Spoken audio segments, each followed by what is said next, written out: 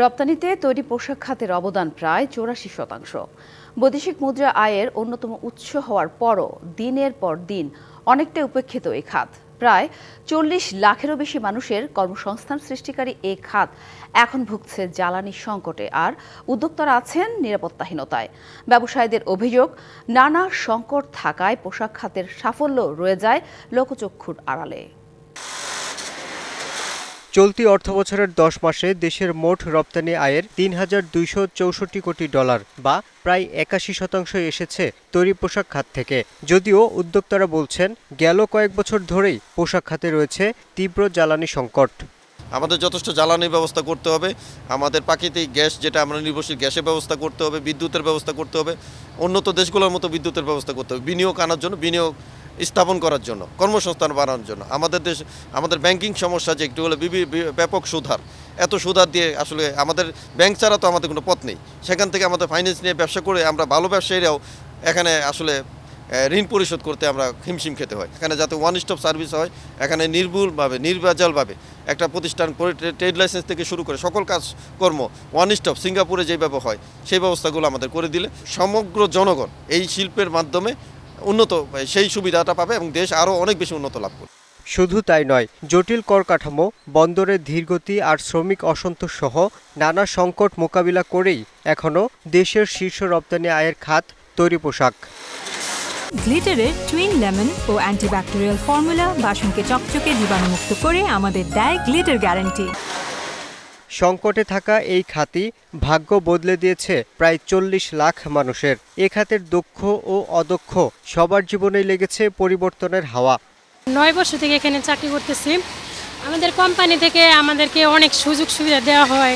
আমার দুটি ছেলে দুটি ইংলিশ মিডিয়ামে লেখাপড়া করতেছে। এখানকার কাজের পরিবেশ অনেক ভালো। আমি এখানে চাকরি করি, আমার মা চাকরি করে, সবাই মিলে বেতন পাই।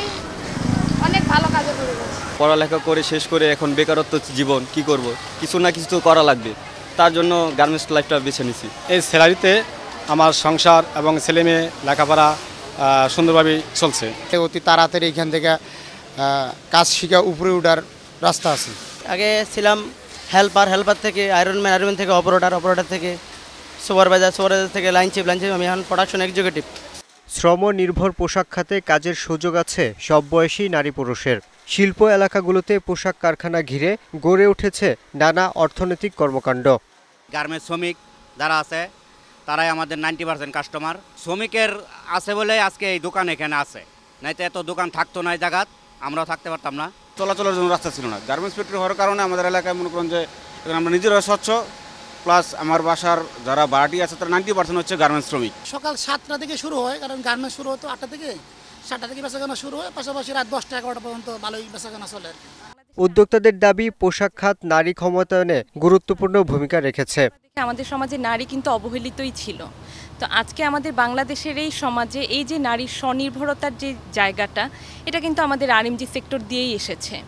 কারণ এই আরএমজি সেক্টরে আমরা যখন অপারেটর নিয়োগ করি তখন কিন্তু আমরা ওই শিক্ষার ব্যাপারটা অত যাচাই বাছাই করি না, যেটা আমাদের স্কুলিংয়ের সুযোগ আমাদের নারীদের ওরকমভাবে ছিল না। আর সর্বোপরি আমাদের বাংলাদেশের আর্থসামাজিক সহ জনগণের যে জীবনযাত্রার মান, এখনও গার্মেন্টসে যেই সম্ভাবনাটা আছে, যে এটা দিয়ে যেটা সম্ভব আসলে এটা অনেক। আমরা নিয়ার ফিউচারে কিন্তু এরকম একটা প্ল্যাটফর্ম পাবো না 7-8 বছরের মধ্যে, যেটা গার্মেন্টস দিয়ে যেটা পাবো আর কি।